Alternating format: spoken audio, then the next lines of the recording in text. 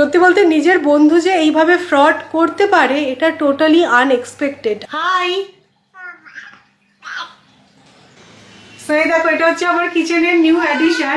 দেখো দেখতে কিন্তু খাসা হয়েছে। Good morning SS family, welcome back to the channel. এক সপ্তাহ হলো আমরা ঘুরে বেরিয়ে বাড়ি ফিরেছি, আর আজকে চা খেতে বসে আমরা সৌরভের কি ডিসকাশন হচ্ছিল বলতো, দূর ভাল লাগছে না, কোথাও যদি ঘুরতে যেতে পারতাম ভালো হতো। তারপরে দুজনেরই ব্যাংক ব্যালেন্স চেক করে দেখলাম যে না, এই সমস্ত দুঃসাহসিক চিন্তা ভাবনা এখন না করাই ভালো। একজনকে দেখো, এইটা এখন তোজোর ফেভারিট জায়গা হয়েছে বুঝলে, টেবিলের তলায়। হাই, কি করছো তুমি ওখানে? বল আনতে গেছো? বল আনতে গেছো ওখানে? আচ্ছা, বেরিয়ে এসো।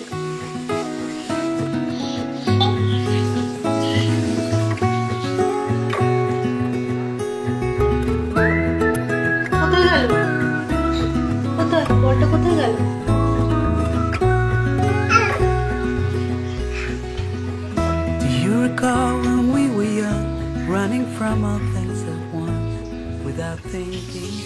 আজকে যেন অনেকটা সকাল সকাল উঠে গেছি। আজকে সানডে, তো ব্রেকফাস্টে জোগাড় করেছি, তারপরে ঘর বাড়ি পরিষ্কার করলাম, ডাস্টিং করলাম, জায়গার জিনিস সব এদিক ওদিক এলোমেলো হয়ে যায় সেগুলোকে, এগুলো সকালবেলা তো প্রত্যেকের বাড়িতে এই রুটিনটা চলেই।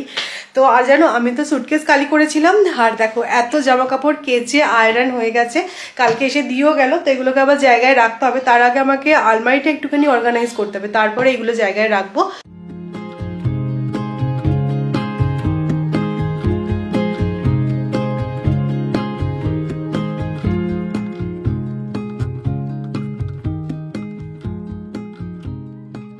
তোজো এখানে কি মিশনে যাচ্ছিল বলতো?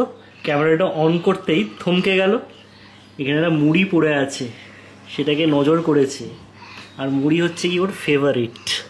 না বাবা, এটা খেতে দেওয়া যায় না, এটা কালকে আমি আর তোমার মা খেয়েছিলাম, একটু পড়ে গেছিল। খুঁজে খুঁজে বারও করেছে। এই তোর রুমাল বার কর, ওখানে ফেলেছিস কেন? সোফার তলা থেকে রুমাল বার কর। সারা দিন কিছু না কিছু করে যাচ্ছে।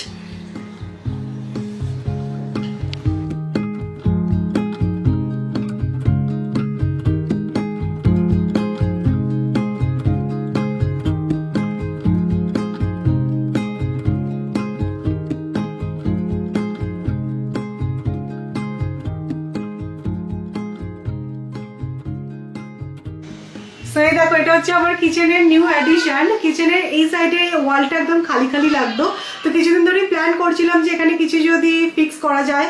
তো দেখো এই কোটেড ফ্রেমগুলো আমি অ্যামাজন থেকে আনিয়েছিলাম, তো আজকে ফিক্স করার পর দেখতে কিন্তু খুব ভালো লাগছে। আর এই কোটগুলো appropriate for kitchen. Best part হচ্ছে এইটা কিন্তু চকবোর্ড, তো এই কোটগুলো ঘুরিয়ে ফিরিয়ে চেঞ্জ করা যাবে। খুব ভালো লাগছে এই সেট আপটা। সো এই ফ্রেমগুলোর লিঙ্ক আমি ডেসক্রিপশনে দিয়ে দেবো, অ্যামাজন থেকেই নেওয়া। ইনকেস তোমাদেরও যদি ভালো লাগে তোমরাও নিতে পারো। খুব ভালো লাগছে দেখতে, আমি যখন এরম ভাবে দাঁড়িয়ে কথা বলছি না, আরো সুন্দর লাগছে যেন। আমাকে দেখতে পেয়েছে, আমি ব্যালকনিতে এসেছি, এবার দেখো এইখানে চলে আসবে, যে সোফা ধরে এই যে দেখো চলে এসছি। যেখানে যাবো এখন পেছনে পেছনে তোজো থাকবি। তো যাই হোক, সব চাষ ছেড়ে দিয়ে এখন আমি রাঙালুর চাষ ধরেছি। তোমাদেরকে আমার ব্যালকনি গার্ডেনের একটা নতুন সবজি দেখাই। এই যে রাঙালুর চাষ হচ্ছে এখানে।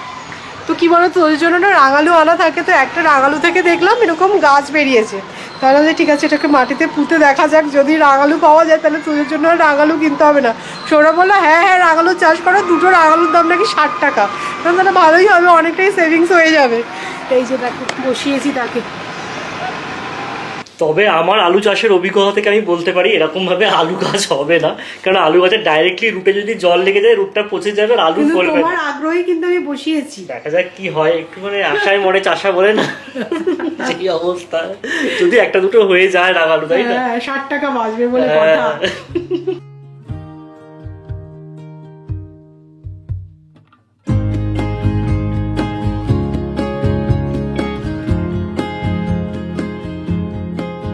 ফ্রিজে পড়ে থেকে থেকে এই লেটুস পাতাগুলো যেন নষ্ট হয়ে যাচ্ছিল, তো এইগুলোকে ওঠাবো বলে আজকে স্যান্ডউইচ বানাচ্ছি।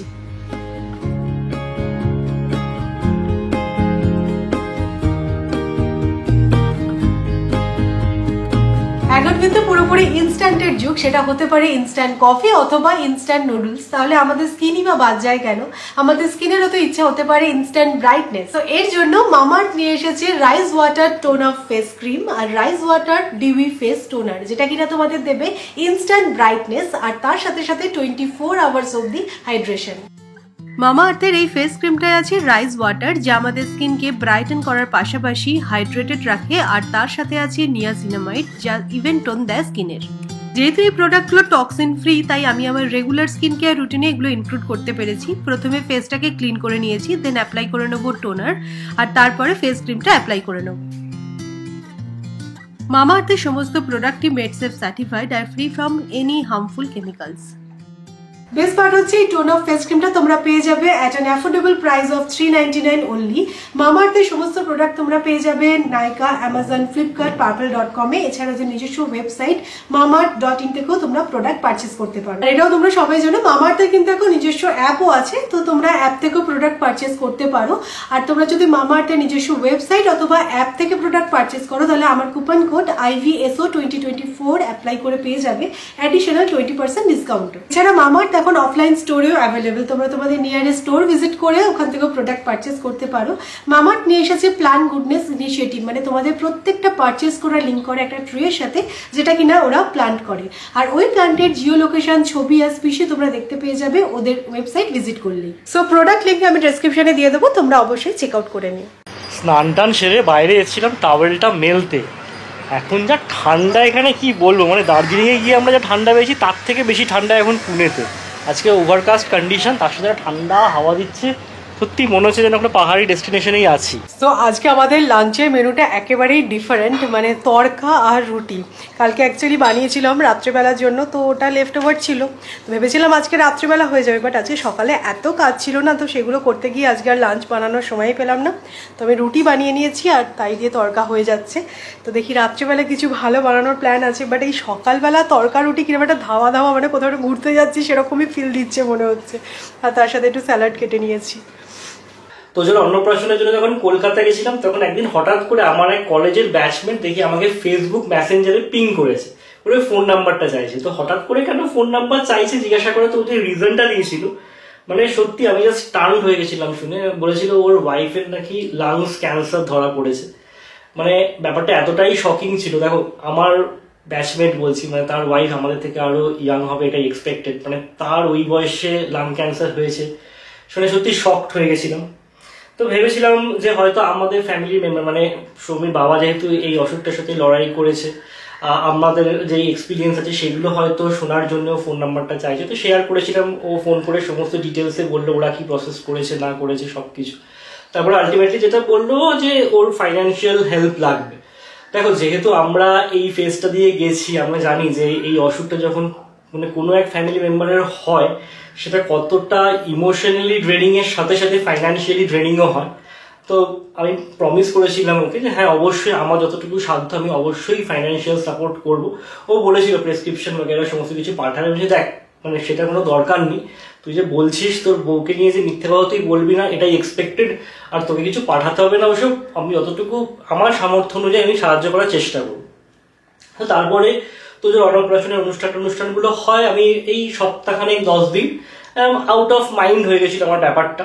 তারপরে আমি যখন ওকে কন্ট্যাক্ট করার চেষ্টা করি আবার ফেসবুক মেসেঞ্জারের মারফত, দেখি ওর অ্যাকাউন্টটা ডিঅ্যাক্টিভেট হয়ে গেছে, মানে ফেসবুক ইউজার লেখা রয়েছে আর নামটা দেখাচ্ছে না। তারপর আমার নাম্বারটাও ছিল, ওর নাম্বারটাও ছিল আমার কাছে। তো আমি নাম্বারেও কন্ট্যাক্ট করার চেষ্টা করি, কোনো রিপ্লাই পাই না। তো ঠিক আছে, আমি ভাবলাম হয়তো ওর প্রয়োজন নেই আর সেই কারণে হয়তো আমাকে আর রিপ্লাই করছে না। তো তারপর হঠাৎ করে গত পরশু আমাদের কলেজের মানে হোয়াটসঅ্যাপ গ্রুপে, ওই বন্ধুটা এই গ্রুপে নেই, তো হোয়াটসঅ্যাপ গ্রুপে হঠাৎ করে একজন লিখলো যে তুই কি একে কোনো টাকা দিয়েছিস, একজন লিখলো। তো তাতে আরেকজন বললো হ্যাঁ আমি 30,000 টাকা দিয়েছি। তারপর যেটা শুনলাম সেটা আরো বড় শকিং ছিল, মানে সেদিনকার নিউজটার থেকেও আরো বড় শকিং একটা ব্যাপার ছিল। এই যে পুরো ঘটনাটা নাকি ও পুরো সাজিয়ে বলেছে আর টাকা তোলার জন্য। মানে শুধু যে আমাকে এরকম বলেছে সেরকমটা না, আমার ব্যাচের আরো অনেককে বলেছে, আমাদের অনেক সিনিয়রকেও বলেছে। তো অনেকের থেকে এরকম টাকা নিয়েওছে। আমার অনেক ফ্রেন্ড আছে, আমার এক রুমমেট সে টাকা দিয়ে হেল্প করেছে 30,000, এবার সে তাকে যখন চেস করছে টাকাটার জন্য, যখন জানতে পেরে সেটা পুরোটাই একটা ফ্রড, তখন আজ দিচ্ছি কাল দিচ্ছি করে ঘোরাচ্ছে। মানে আমি সত্যি ভাবতে পারিনি যে মানে কেউ এই জিনিসটা নিয়ে মিথ্যে কথা বলবে। আজকে তোমাদের সাথে শেয়ার করছি, তার রিজনটা হচ্ছে গিয়ে সবসময় আমরা দেখেছি হ্যাঁ ফোনে স্ক্যাম হচ্ছে, লোকে আননোন পার্সনরা স্ক্যাম করে যাচ্ছে, ফ্রড হয়ে যাচ্ছে, মানে চেনা পরিচিত কেউ যেরকম করতে পারে সেটা সত্যি এত শকিং ছিল ব্যাপারটা আমার জন্য অ্যাটলিস্ট।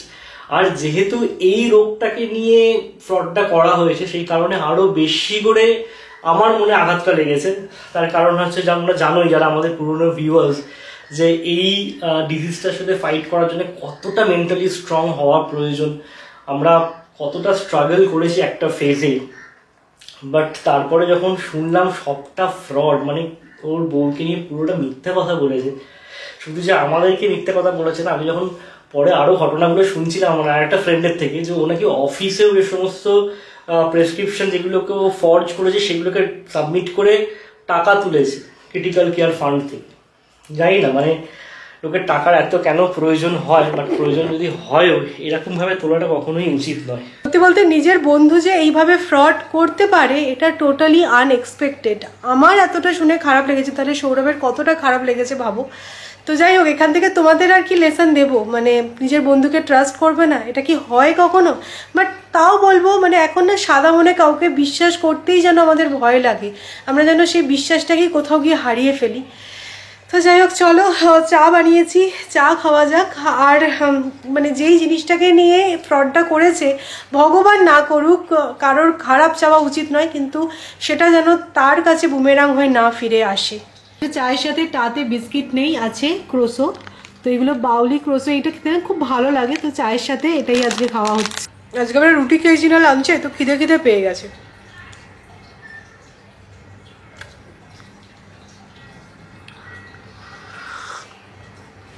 ছেলেকে মোটামুটি আমি ভালোই ট্রেন করছি। এদিকে ফুটবল খেলা চলছে আর্সেনাল আর টটেনহামের, ইনি কিন্তু একদম চুপচাপ বসে বসে দেখছেন আর ডিম খাচ্ছেন। ইভিনিং স্ন্যাক্স, ডিম সেদ্ধ।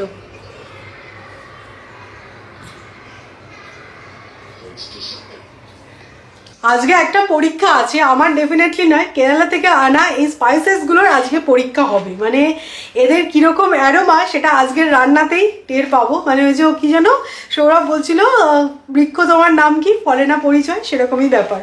তো যাই হোক, আজকে আমি বানাচ্ছি চিকেন রেজালা, তো ভাবলাম যে এই স্পাইসেসগুলো ইউজ করা যাক, যদিও আমার কাছে হোল স্পাইসেস আছে, বাট এগুলোই আজকে ইউজ করব। তো যেহেতু এটা মোগলাই ডিশ আর হোল স্পাইসেসের কিন্তু ইউজ আছে, আমি জানো তো বহুদিন আগে রেজালা বানিয়েছিলাম, বাট আমি একটু ভুলেও গেছি, তো আমি ইন্টারনেট দেখে রেসিপিটা সার্চ করেছি, তো সেইভাবেই আজকে বানাবো রেজালা, দেখা যাক কীরকম হয়।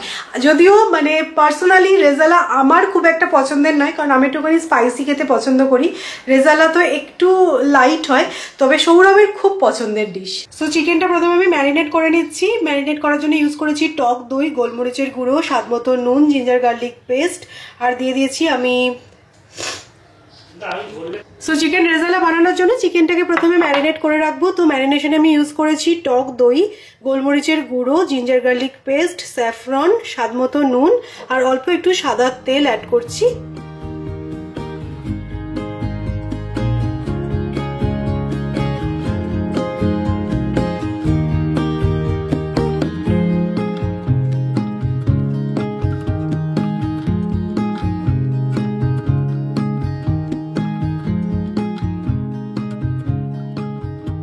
রেজালার জন্য কিন্তু দেখো পেঁয়াজটাকে আমি মিক্সিতে ভালো করে বেটে নিয়েছি, আর এখানে ফোড়নে অ্যাড করে দিচ্ছি তেজপাতা, শুকনো লঙ্কা আর গোটা গোলমরিচ।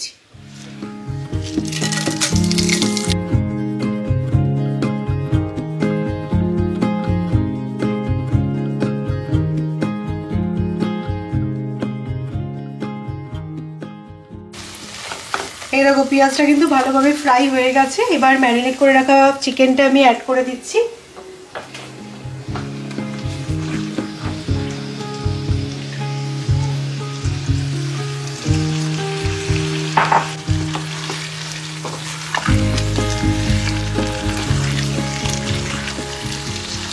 তো একটু নাড়াচাড়া করে নিয়েছি, এবার লিডটা দিয়ে দিচ্ছি, চিকেনটা সেদ্ধ হোক। আর ততক্ষণে আমি একটা মশলা প্রিপেয়ার করে নেবো। তো এটাকে প্রথমে আমি ড্রাই রোস্ট করে নিয়ে গ্রাইন্ড করবো। তো এখানে কি নিয়ে নিয়েছি তোমাদের দেখিয়ে দিই। আছে মৌরি, গোটা ধনে, গোটা জিরে, গোলমরিচ, জয়িত্রী আর ছোট এলাচ।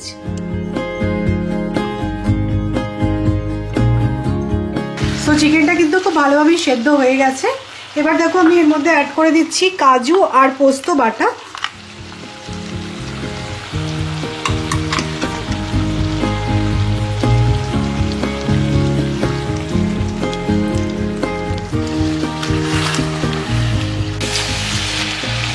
তো রেজালা ডান। লাস্টলি আমি অ্যাড করে দিচ্ছি ওই ভাজা মশলাটা যেটা এক্ষুনি বানালাম, আর দেবো অল্প একটু ঘি।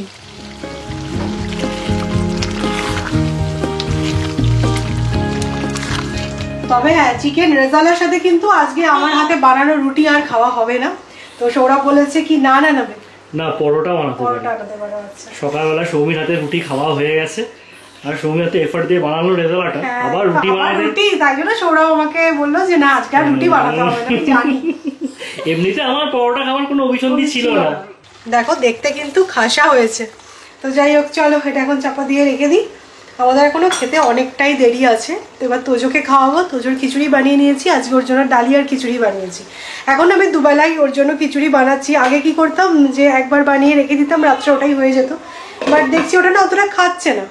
তো ঠিক আছে, একটু ঘুরিয়ে ফিরিয়ে দিলে যদি খায়, সেটাই আমার জন্য অনেক, খাটনিটা বড় কথা নয়।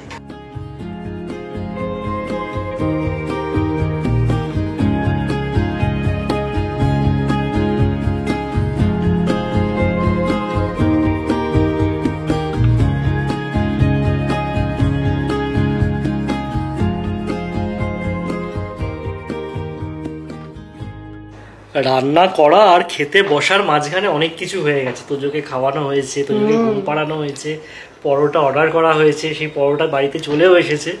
আমরা খেতে বসে গেছি, 11টা বেজে গেছে। ঠিক আছে, তোমার তো ফেভারিট রেজালা। আমার খুব ভালো লাগে। একবার আমার মনে আছে এডিনবার্গে সারপ্রাইজ দেওয়ার জন্য সৌরভ আমার বার্থডেতে রেজালা বানিয়েছিল। এক্স্যাক্টলি। তারপরে খেয়ে দিয়ে রাত্রেবেলা আমি জানিয়েছিলাম যে আমার রেজালা খুব একটা পছন্দের নয়। না, আমি অ্যাকচুয়ালি সহজ রেসিপি খুঁজছিলাম, তো রেজালাটাই পেয়েছিলাম, তাই বানিয়েছিলাম। না, খেতে খুবই ভালো হয়েছে। জানি না এটা কেরালার স্পাইসেসের গুণ কিনা, বাট খেতে সত্যি ভালো হয়েছে। তবে এখানে যে পরোটা আনিয়েছি না, আটার পরোটা, দেখো ভালো হয়েছে।